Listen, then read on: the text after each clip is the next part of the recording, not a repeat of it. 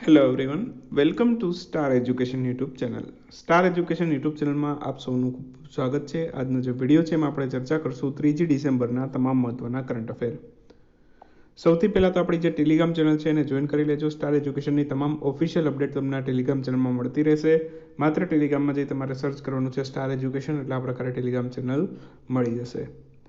આ ઉપરાંત એક અગત્યની એનાઉન્સમેન્ટ, જે નવેમ્બર મહિનાની ચોથા વીકની ઈ મેગેઝિન છે એ દરેકને ઈમેલ આઈડીમાં મળી ગઈ છે.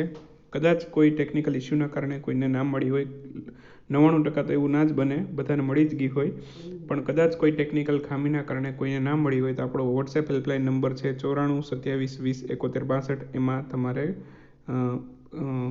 એક વોટ્સએપ મેસેજ મૂકી દેવાનો રહેશે, એટલે તમને રીસેન્ડ કરી આપવામાં આવશે. ઓકે. આ ઉપરાંત ઘણાને ક્વેશ્ચન થતો હશે કે નવેમ્બર મહિનાની વીક 1, વીક 2ની અને વીક 3ની સેટ નંબર 90, 91 અને 92 એ હજી સુધી નથી મળ્યા. તો એનું રીઝન છે કે એ હજી ક્રિએટ કરવાના બાકી છે. ઓકે, તો એના ઉપર કામ ચાલુ જ છે, અને હેડ ક્લાર્કની એક્ઝામ આવે એ પહેલાં આ તમામ ઈ મેગેઝિન તમને મળી જશે. એ મારો પ્રોમિસ છે તમને. તો હેડ ક્લાર્કની પરીક્ષા આવે એ પહેલાં તમને તમામ ઈ મેગેઝિન મળી જશે. ઓકે, તો શરૂ કરશું હવે આજનો વિડીયો. 3જી ડિસેમ્બરના કરંટ અફેર. સૌથી પહેલો ક્વેશ્ચન આજના વિડીયોમાં: તાજેતરમાં આંતરરાષ્ટ્રીય ગુલામી નિવારણ દિવસની ઉજવણી ક્યારે કરવામાં આવેલી? તો આંતરરાષ્ટ્રીય ગુલામી નિવારણ દિવસ છે એ દર વર્ષે 2જી ડિસેમ્બરે ઉજવાય છે. તો ઓપ્શન સી આપણો આન્સર થશે. આંતરરાષ્ટ્રીય ગુલામી નિવારણ દિવસ ક્યારે ઉજવાય છે? તો કે 2જી ડિસેમ્બરે. તો આ વખતે પણ 2જી ડિસેમ્બર 2021ના રોજ આંતરરાષ્ટ્રીય ગુલામી નિવારણ દિવસ ઉજવવામાં આવેલો. અંગ્રેજીમાં પણ નામ યાદ રાખી લેજો: international day for the abolition of slavery. તો આ અંગ્રેજીમાં પણ નામ ખાસ આપણે યાદ રાખશું. સૌથી પહેલી વખત આ ઉજવાયો હતો 1949માં. સંયુક્ત રાષ્ટ્ર દ્વારા આ દિવસ ઉજવવામાં આવે છે, અને સંયુક્ત રાષ્ટ્રની સ્થાપના ક્યારે થઈ હતી? 24 ઓક્ટોબર 1945ના રોજ. અને 24 ઓક્ટોબરે જ આપણે ઉજવીએ છીએ સંયુક્ત રાષ્ટ્ર દિવસ. ઓકે, તો આ બધું યાદ રાખવાનું.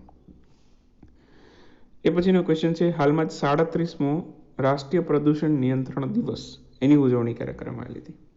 રાષ્ટ્રીય પ્રદૂષણ નિયંત્રણ દિવસ એ પણ 2જી ડિસેમ્બરે ઉજવાય છે. તો ઓપ્શન સી આપણો આન્સર થશે. તો 2જી ડિસેમ્બરે 3 અગત્યના દિવસો ઉજવાય છે. એક તો રાષ્ટ્રીય પ્રદૂષણ નિયંત્રણ દિવસ, આંતરરાષ્ટ્રીય ગુલામી નિવારણ દિવસ, અને એક છે કમ્પ્યુટર સાક્ષરતા દિવસ. તો એ પણ 2જી ડિસેમ્બરે ઉજવાય છે. તો હાલમાં જ રાષ્ટ્રીય પ્રદૂષણ નિયંત્રણ દિવસની ઉજવણી 2જી ડિસેમ્બરે કરવામાં આવેલી. અને શા માટે આપણે આ દિવસ ઉજવીએ છીએ, રાષ્ટ્રીય પ્રદૂષણ નિયંત્રણ દિવસ? તો એક ઘટના બનેલી છે, બરાબર. આઈ હોપ કે તમને યાદ હશે, ભોપાલ ગેસ દુર્ઘટના. ઓકે, તો એ દિવસની યાદમાં આપણે આ દિવસ ઉજવીએ છીએ, પ્રદૂષણ નિયંત્રણ દિવસ. ઓકે, ભોપાલના યુનિયન કાર્બાઇડ પ્લાન્ટ હતો, એમાંથી મિથાઇલ આઇસોસાયનેટ નામનો ઝેરી ગેસ લીક થયો હતો, અને એમાં હજારો લોકોએ જીવ ગુમાવેલો હતો. તો એ દિવસની યાદમાં આપણે રાષ્ટ્રીય પ્રદૂષણ નિયંત્રણ દિવસ ઉજવીએ છીએ. અને આ ભોપાલ ગેસ દુર્ઘટના ક્યારે બની, એક ક્વેશ્ચન કદાચ એવો પણ પૂછી લે તો યાદ રાખી લેવાનું: 1984માં. 1984માં 2 થી 3 ડિસેમ્બર દરમિયાન છે આ ભોપાલ ગેસ દુર્ઘટના બનેલી હતી. અને આ ભોપાલ ગેસ દુર્ઘટનામાં ઘણા લોકોએ પોતાનો જીવ ગુમાવેલો હતો. ભારતમાં પ્રદૂષણની બાબતની દેખરેખ છે સેન્ટ્રલ પોલ્યુશન કંટ્રોલ બોર્ડ રાખે છે, જેની સ્થાપના 1974માં થઈ હતી.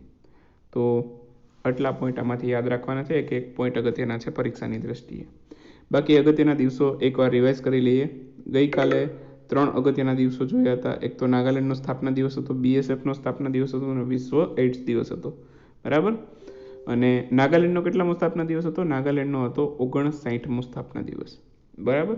અને બાકી હાલમાં જ આંતરરાષ્ટ્રીય ગુલામી નિવારણ દિવસ ઉજવવામાં આવેલો. વિશ્વ કમ્પ્યુટર સાક્ષરતા દિવસ એ પણ 2જી ડિસેમ્બરે, એટલે કે ગઈકાલે. અને રાષ્ટ્રીય પ્રદૂષણ નિયંત્રણ દિવસ એ કેટલામો? 37મો છે. ઓકે, તો આ બધું યાદ રાખવાનું છે, પરીક્ષામાં બહુ અગત્યનું છે. હાલમાં જ કયો દેશ છે જે વિશ્વનો સૌથી નવો પ્રજાસત્તાક દેશ બન્યો છે? તો હાલમાં જ વિશ્વનો સૌથી નવો પ્રજાસત્તાક દેશ બન્યો છે બાર્બડોસ. તો ઓપ્શન બી આપણો આન્સર છે. જો યાદ રાખજો, આઝાદી તો એણે બહુ પહેલાં મેળવી જ લીધેલી હતી, પ્રજાસત્તાક હવે બન્યું છે, બરાબર. જેમ કે ભારત 1947માં આઝાદ થયું અને પ્રજાસત્તાક ક્યારે બન્યું? 1950માં, બરાબર. એટલે એનું બંધારણ 1950માં અમલમાં આવેલું, પણ આઝાદી તો ક્યારે? 1947માં જ મેળવી લીધી હતી. આપણે 3 વર્ષનો સમયગાળો લાગેલો, આમને ઘણો સમયગાળો લાગી ગયો. તો જોઈએ, બાર્બડોસ છે એ વિશ્વનો સૌથી નવો પ્રજાસત્તાક દેશ બન્યો છે, બરાબર. અને અંગ્રેજોની ગુલામી હેઠળ ક્યારે આવેલો? 1625માં. આપણે 1600 આજુબાજુ અંગ્રેજોની ગુલામીમાં ધીમે ધીમે આવી ગયેલા, બરાબર. અને બાર્બડોસ છે એ 1625માં અંગ્રેજોની ગુલામી હેઠળ આવી ગયું હતું. ઓકે. અને આઝાદ ક્યારે થયું અંગ્રેજોમાંથી? બાર્બડોસ છે આઝાદ થયેલું 1966માં. 1966માં બાર્બડોસ છે અંગ્રેજોની ગુલામીમાંથી મુક્ત થયું. આપણે 1947માં થયા, એ 1966માં થયા. પછી 1966થી છેક અત્યારે હવે એ પ્રજાસત્તાક બન્યું છે, બરાબર. ત્યાં સુધી જે ઇંગ્લેન્ડના રાણી હોય એ ત્યાં રાજ કરતા હતા, પણ હવે એમણે પ્રજાસત્તાક બનાવી લીધું છે પોતાના દેશને. તો હવે ત્યાં રાષ્ટ્રપતિના હેઠળ શાસન આવશે. તો બાર્બડોસે પોતાના સૌથી પહેલાં રાષ્ટ્રપતિ પણ ચૂંટી લીધા છે. એક મહિલા છે જેને સૌથી પહેલાં રાષ્ટ્રપતિ તરીકે ચૂંટ્યા છે. તો બાર્બડોસના સૌથી પહેલાં મહિલા રાષ્ટ્રપતિ, બરાબર, અથવા તો સૌથી પહેલાં રાષ્ટ્રપતિ પૂછે તો પણ એ જ આવશે. કોણ છે? Dame Sandra Prunella Mason. તો એમને બાર્બડોસના રાષ્ટ્રપતિ તરીકે ચૂંટવામાં આવેલા છે. અહીં તમે ઇમેજમાં જોવો છો. હાલમાં જ ભારતના કયા મંત્રાલય દ્વારા ઇકોનોમિકલી વીકર સેક્શન EWS એના ક્રાઇટેરિયાની તપાસ માટે એક કમિટીનું ગઠન કરવામાં આવેલું છે? તો જરાક અંદાજો લગાવો શું આન્સર આવતો હશે. જો તમે ઓપ્શન એ અંદાજો લગાવેલો હોય તો તમારો આન્સર સાચો છે. હાલમાં જ સામાજિક ન્યાય અને અધિકારિતા મંત્રાલય છે એમના દ્વારા ઇકોનોમિકલી વીકર સેક્શન એના ક્રાઇટેરિયાની તપાસ માટે એક કમિટીનું ગઠન કરવામાં આવેલું છે. અને સામાજિક ન્યાય અને અધિકારિતા મંત્રાલય છે બંધારણના અનુચ્છેદ નંબર 15ની સમજૂતીની જોગવાઈના સંદર્ભમાં છે આર્થિક રીતે નબળા વર્ગના વિભાગો એટલે કે EWSના વર્ગ માટે અનામતના માપદંડો છે એની સમીક્ષા કરવા માટે 3 સભ્યોની સમિતિનું ગઠન કર્યું છે. સામાજિક ન્યાય અને અધિકારિતા મંત્રાલયે આ 3 સભ્યોની સમિતિનું ગઠન કર્યું છે. તો સમિતિમાં સભ્યોની સંખ્યા કેટલી એવું પૂછે તો 3, અને એના અધ્યક્ષ છે, સમિતિના હેડ છે અજય ભૂષણ પાંડે છે જે ભૂતપૂર્વ નાણાં સચિવ હતા. ઓકે. અને સમિતિને કુલ કેટલા સમયગાળાની અંદર કામ પૂર્ણ કરવા માટેનું કહેવામાં આવેલું છે? તો કેટલા સમયગાળામાં સમિતિ કામ પૂર્ણ કરી આપશે? તો 3 અઠવાડિયાની અંદર છે આ સમિતિ પોતાનું કાર્ય કરી આપશે. હાલમાં જ મેરિયમ વેબસ્ટર ડિક્શનરી છે એને કયા શબ્દને વર્ડ ઓફ ધ યર જાહેર કર્યું છે? જો એક પછી એક બધી dictionary word of the year જાહેર કરે છે. એકાદ 2 નવેમ્બરમાં કરેલી, હવે બાકીના ડિસેમ્બરમાં કરે છે. તો વેક્સિન શબ્દને મેરિયમ ડિક્શનરી છે, મેરિયમ વેબસ્ટર ડિક્શનરી એને વર્ડ ઓફ ધ યર જાહેર કર્યું છે. વેક્સ કોણે જાહેર કર્યું હતું word of the year? Wax જાહેર કર્યું હતું ઓક્સફર્ડ ડિક્શનરીએ. અને NFTને વર્ડ ઓફ ધ યર કોણે જાહેર કરેલું હતું? કોલિન્સ ડિક્શનરીએ, બરાબર. તો આ ખાસ યાદ રાખજો. તો હાલમાં જ મેરિયમ વેબસ્ટર ડિક્શનરીએ વર્ડ ઓફ ધ યર તરીકે વેક્સિન શબ્દને પસંદ કરેલું છે. અને 2008થી મેરિયમ વેબસ્ટર ડિક્શનરી છે વર્ડ ઓફ ધ યર જાહેર કરે છે. ઓક્સફર્ડ ડિક્શનરીએ વર્ડ ઓફ ધ યર તરીકે વેક્સ શબ્દને પસંદ કરેલો હતો. સ્પેલિંગ ખાસ યાદ રાખજો, વેક્સનો WAX. કોલિન્સ ડિક્શનરીએ NFT નોન ફંજીબલ ટોકન એનું પૂરું નામ થાય એને વર્ડ ઓફ ધ યર જાહેર કરેલો હતો. તો આટલા પોઈન્ટ આમાંથી યાદ રાખવાના. હાલમાં જ ઇન્ટરનેશનલ પ્રેસ ઇન્સ્ટિટ્યૂટ એમણે India award for excellence in journalism 2021થી નીચેનામાંથી કોને સન્માનિત કરેલું છે? તો કુલ 4 વ્યક્તિને આ એવોર્ડ આપવામાં આવેલો છે 2021 માટે. અને એમાંથી આ 3નો સમાવેશ થાય છે શ્રીનિવાસન જૈન, મરિયમ અલાવી અને લક્ષ્મી સુબ્રમણ્યમ. તો આ 3નો આમાં સમાવેશ થાય છે. તો ઉપરના તમામ આપણો સાચો આન્સર બનશે ઓપ્શન ડી. તો આ international Press institute of India four excellence in journalism award 2021 જાહેર કરવામાં આવેલા છે. કોના દ્વારા જાહેર કરાયેલા છે? તો કે ઇન્ટરનેશનલ પ્રેસ ઇન્સ્ટિટ્યૂટ દ્વારા, IPI, જેનું મુખ્ય મથક આવેલું છે ઓસ્ટ્રિયાના વિયેનાની અંદર અને એની સ્થાપના 1950માં થયેલી હતી. ઓકે. તો આ એવોર્ડ છે એ શ્રીનિવાસન જૈન અને મેરિયમ અલાવીને આપવામાં આવેલું છે. એ એનડીટીવીના પત્રકાર છે. આ પત્રકારો માટેનો એવોર્ડ છે, પહેલાં તો યાદ રાખજો. અને બીજા બે વ્યક્તિ જે ધ વીકના પત્રકાર છે, ધ વીક એક ઇન્ડિયન મેગેઝિન છે, તો લક્ષ્મી સુબ્રમણ્યમ અને ભાનુ પ્રકાશ ચંદ્રા એમને પણ આ પુરસ્કાર આપવામાં આવેલો છે. તો સંયુક્ત રીતે એમને આપવામાં આવેલો છે.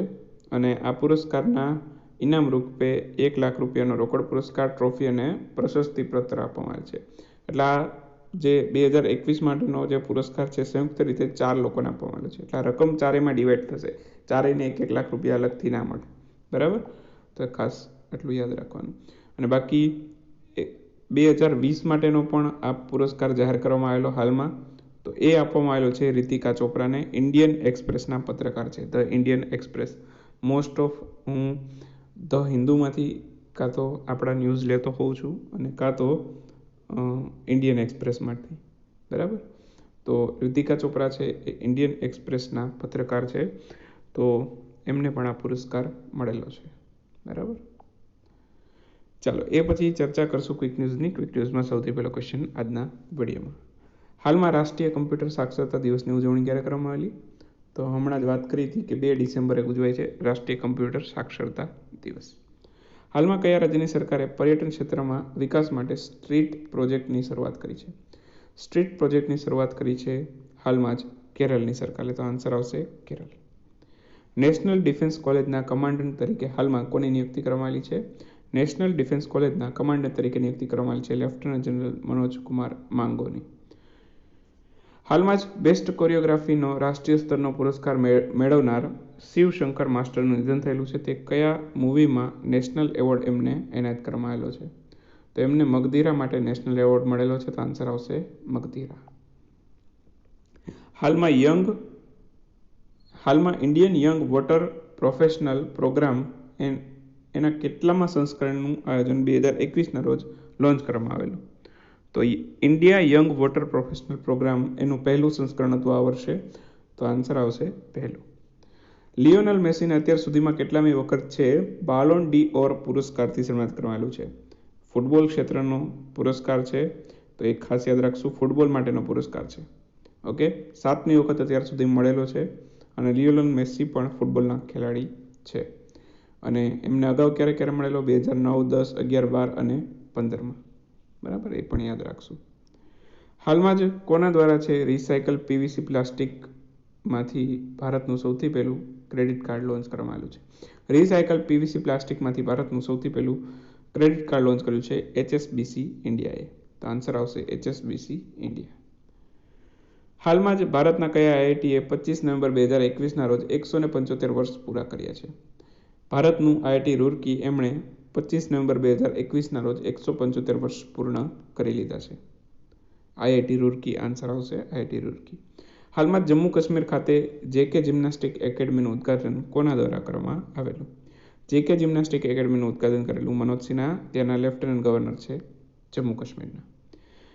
આયુર્વેદ પર્વ 2021નું ઉદ્ઘાટન કયા શહેર ખાતેથી કરવામાં આવેલું? આયુર્વેદ પર્વનું ઉદ્ઘાટન કરવામાં આવેલું નવી દિલ્હી ખાતેથી. તો આન્સર આવશે નવી દિલ્હી. તો વિડીયો સમાપ્ત કરશું. મળશું આવતીકાલે 4 ડિસેમ્બરના વિડીયોમાં. ત્યાં સુધી રજા લેશું. આવજો, બાય બાય, ગુડ નાઇટ, શુભરાત્રી. Thank you for watching Star education.